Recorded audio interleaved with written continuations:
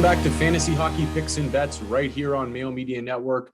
I'm your host, Hahn, taking a look at NHL Bets and DraftKings plays for Thursday, February 10th.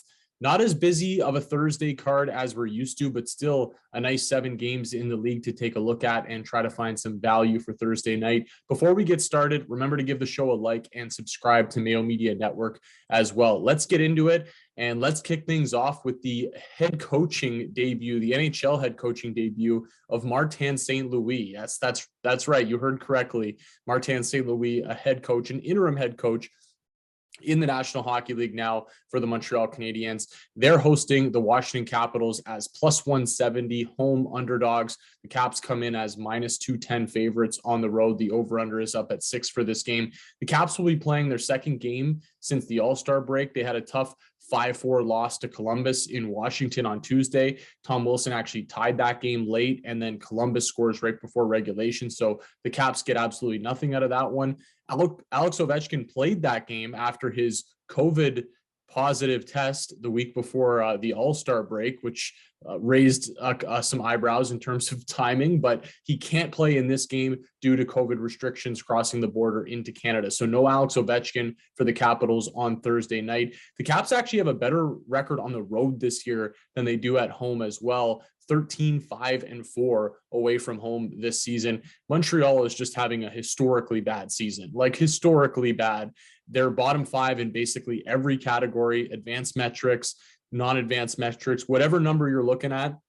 Montreal is most likely in the bottom 5 of that number. They have a 7-game losing streak right now, where they've given up 40 goals in those 7 games, and at least 5 goals given up in each of their last 5 games. 7-1 loss to New Jersey at home on Tuesday, and that was the end of Dominic Ducharme. I mean, it feels like there could have been many opportunities to fire him throughout the course of this season, but you lose 7-1 to a New Jersey team that can't beat anybody right now. That one felt like the type of game where you're going to wake up the next day and get news on a coaching change. So Dominic Ducharme out in Montreal and Martin St. Louis behind the bench. Sometimes we see teams get a sugar rush from a coaching change, and they play well for at least a couple games. And I could certainly see that with Montreal. They obviously weren't playing great under Dominic Ducharme. So maybe Marty St. Louis can come in there and wake the boys up a little bit. But I just think that this is too good of a spot for the Caps. And I don't trust Montreal at all. I don't know if you're going to be able to flick a switch and all of a sudden this be a competitive team. And I like the fact that you're getting Washington off a loss. They lost to Columbus. I think they're going to want to rebound here. They see 2 points that they should go out and grab. Even without Alex Ovechkin, I think there's enough players on Washington that should be able to help them get this win. So I like the Caps to go into Montreal and get a pretty easy win. I don't mind throwing them in parlays at minus 210, but I'd much prefer to play them on the puck line. So plus 120 for the Caps on the puck line, minus 1.5. That would be my play. The Habs are consistently losing by 3, 4, even 5 goals, 6 goals, like we saw against New Jersey. So I'm going to take the Caps in this one to get a big win in Montreal and bounce back. Next up, we've got a great game between the Carolina Hurricanes and the Boston Bruins. Boston is minus 115 favorites on home ice. The Canes are minus 105. The slight dogs on the road. The over-under is set at 6 for this game. The Canes will actually be playing their 3rd road game in 4 nights, which is always a bit of a tricky spot. They lost 4-3 to the Leafs and 4-3 to the Sens on Monday and Tuesday, respectively. So 3-4, but they get that day off between games 2 and 3, which I think tends to help teams a little bit in that situation. Last time they played in Boston, they absolutely crushed them. It was a 7-1 win back on January 18th. So not that long ago when the Canes went into Boston and won that game. Teuvo Teravainen continues to nurse a lower body injury, and he may or may not play this game. He's missed their last few games, so wait and see approach on Teuvo Teravainen. The Bruins, on the other hand, they'll be playing their 2nd game since the All-Star break. They lost 4-2 to the Pens in Boston on Tuesday, and Brad Marchand absolutely lost it on Tristan Jarry. And I'm guessing, as of recording, there's been no suspension for Brad Marchand, but I'd assume that he will get suspended a certain number of games. He was offered an in-person hearing, which means the league can actually give him a 5-game suspension or more. So I would assume Marchand is out for this game. Patrice Bergeron is also out for this game due to an injury. So 2 of the Bruins' top line players are out for this one. They got smoked by Carolina with those guys in the lineup. I think that this is a good time to grab the Canes, and I would grab them as early as possible. Now, you might be listening to this and maybe the line has shifted towards the Carolina Hurricanes at this point. I do expect money to come in on the Canes once this information gets out there that Brad Marchand is suspended and Patrice Bergeron is not going to play this game either. So grab the Canes, I think, as early as you can. Obviously, there's a limit to where you're going to play it, and we'll see where the line goes on Thursday. But I'd grab the Canes, any sort of plus money, anything around even money. I like the Canes in this spot to go into Boston and beat them once again, like they did a couple weeks ago. Next up, we've got the Pittsburgh Penguins, minus 210 favorites on the road in Ottawa to take on the Senators, who are plus 170 dogs on home ice. Those pesky Sens. The over-under is set at 6.5 for this game. The Pens came out of the break with an impressive 4-2 win in Boston. Like I mentioned earlier on Tuesday, they're actually creeping up on Carolina for that top spot in the Metro. I thought Carolina was really going to run away with that, but the Pens are putting some pressure on them there. 15-5-3 on the road this season. So they've been really good away from Pittsburgh.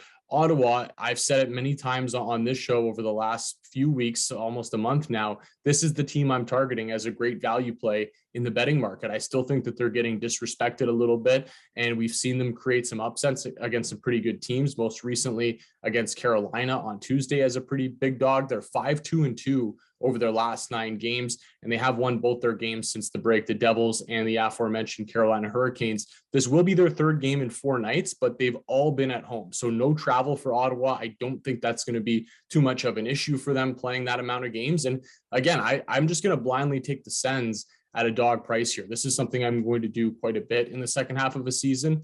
Obviously, it's not going to work every time. They're not going to win all of these games, but I think they're going to win more than they lose. And I think when you're getting prices like plus 170, plus 190, plus 200, even better, like they were against the Canes a couple nights ago, you don't need all of them to hit. You just need some of them to hit. And I do like the value with the Ottawa Senators to continue to play well on Thursday night. Next up, this one isn't quite as exciting or will move the needle, but we do want to talk about it a little bit. The Buffalo Sabres favorites. Yeah, you don't get to say that very often. The Sabres minus 115 favorites on home ice. Columbus is coming into town, minus 105, slight dogs on the road. The over-under is 6 for this game. The Jackets scored an impressive upset win over the Caps on Tuesday to start a 5-game road trip out of the break. So they're going to be playing on the road a lot these next couple of weeks. They've won 3 out of their last 4. They've actually scored 40 goals over those 4 games. So they're averaging 5 goals over their last 4 games. Columbus has found something with their offense. Patrick Laine has been a big part of that. He's really heating up for Columbus. So that's good to see. Boone Jenner's been pretty solid there as well. This will be the Sabres' first game since the break, actually 9 days between games for Buffalo. They showed flashes of decent play before the break, but ultimately Buffalo is just such a tough team to trust with your money, and especially a tough team when you have to lay a price like minus 115. I know it's not a crazy price, but any sort of favorite price with Buffalo, I just struggle with, even though it is a winnable game for them against the Jackets. This isn't a game I'm rushing to play really either side, but if I have to play it, I think it would have to be the Jackets. They've played a game since the break. I think that'll benefit them a little bit. Maybe they catch the Sabres a little sleepy with basically a week and a half since they last played. So a slight dog price on Columbus, that would be the way I would lean in this matchup on Thursday.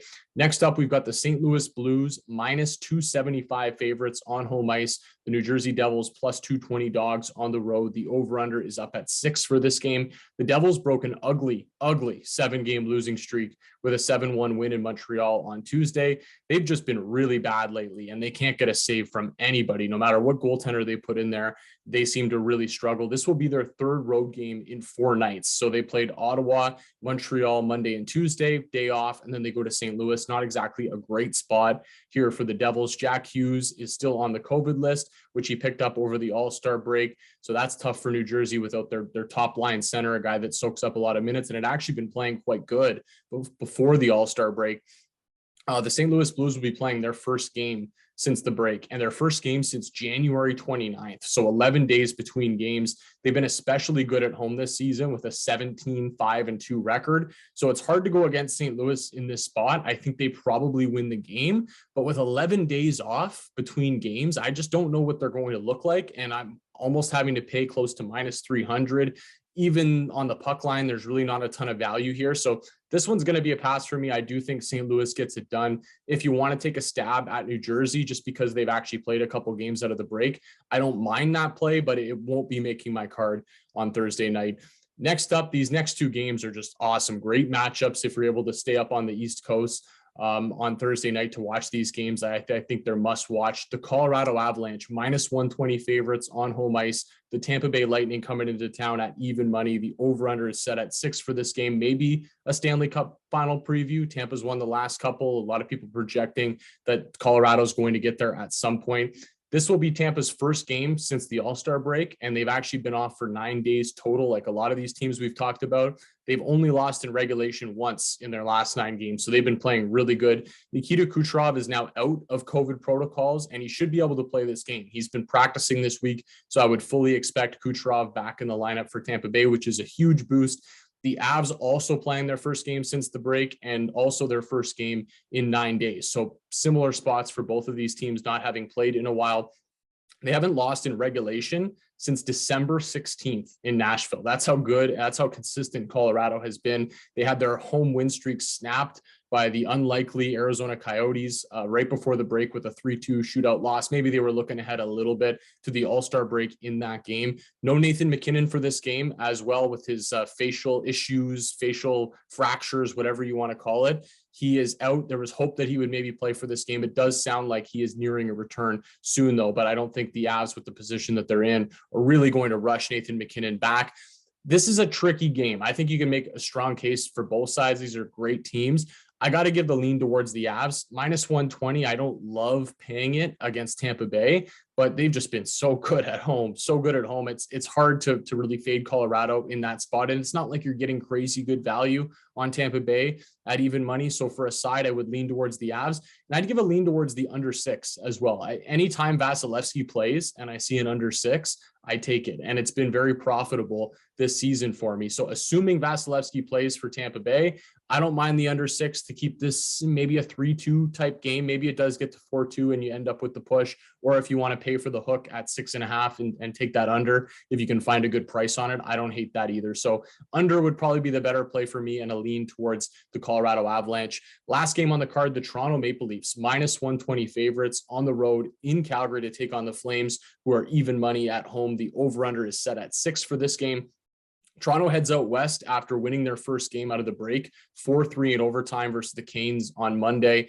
Austin Matthews took a knee to the head late in that game, but looks like he's good to go for this game. All accounts point to number 34 playing in this game for the Toronto Maple Leafs. Mitch Marner remains one of the hottest players in the game. It's just crazy what he's doing lately. The Flames will be playing their second half of a home back-to-back, which is a spot I actually don't mind for teams. We usually like to avoid back-to-backs, but I've said before, when you don't have to travel and you get to stay at home, sometimes you actually play better on the second half of that back-to-back because you're in a little bit of a rhythm. So don't mind the spot for Calgary at all. They do get Vegas in town on Wednesday night, which is a big battle at the top of the Pacific Division. So you could argue maybe a bit of a letdown spot for the Flames here, but it's Toronto. You're going to want to beat Toronto. You know, it's not like you've got Ottawa coming into town or Buffalo or one of these bottom feeding teams. Like, you've got the Leafs coming into town, even though you're playing a division opponent the night before. I think they'll be ready for this one. So I'm not worried about a letdown from the Flames. Not a game I'm rushing to play at the current price, but if I had to play a side, I'd have to take the plus money with the Flames at home. I just don't want to go against Toronto right now. They've been really, really good. And with Austin Matthews okay to play this game, Mitch Marner doing what he's doing, not a team I really want to go against. So lean towards the Flames. We'll see where the number goes. If the Leafs take some steam on Thursday, maybe I'll grab the Flames at a little bit of a better dog price. As for DraftKings on Thursday night, nice, tight 7-game slate. These are usually some of my favorite slates. Looking at it overall, no McKinnon, no Ovechkin. So Austin Matthews is by far the most expensive skater on the slate at $9,700. It's a $1,400 gap between him and Pastrnak and Kadri, who are down at $8,300. So huge gap there. If you want to pay up for Matthews, obviously that limits what you can sort of do in the middle. I would probably look towards fading him at that big price and try to grab some other guys. If you're looking for some cheaper options, I actually think the Columbus Buffalo game, it could be a game to target. You've got Patrick Laine, who's just sizzling hot right now at only $4,500, and he's facing the Sabres. So that seems like a pretty good price. Boone Jenner as well on Columbus has been playing pretty well lately.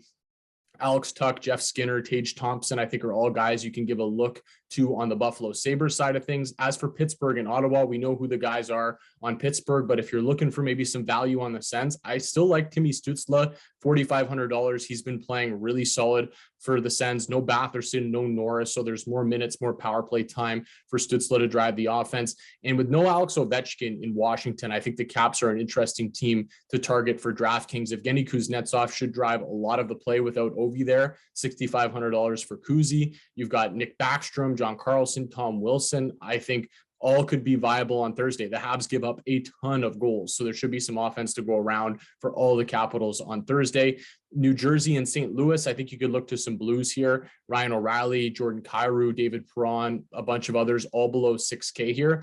When it comes to St. Louis, though, check line combos. They really like to mix things up, mix and match these guys, throw Barbashev up on the top line. Sometimes he's down on the third line. So make sure to check line combos for St. Louis before you lock any of these guys in. And we got to talk about Mitch Marner before I'm out of here. I mean, do you fade him? He's $6,900. It's a really good price for Mitch Marner, but you'd have to fade him at your own risk. Like, look at the numbers that this guy is putting up over the last five or six games when it comes to DFS. He's just been insane. So I completely understand if you want to ride the heater out there, but if you want to fade Marner, I can understand that too, just because Calgary is a good team and they can certainly lock it down and maybe frustrate Mitch Marner a little bit. But Mitch Marner, $6,900 for what he's doing right now. I think that looks pretty nice on Thursday night.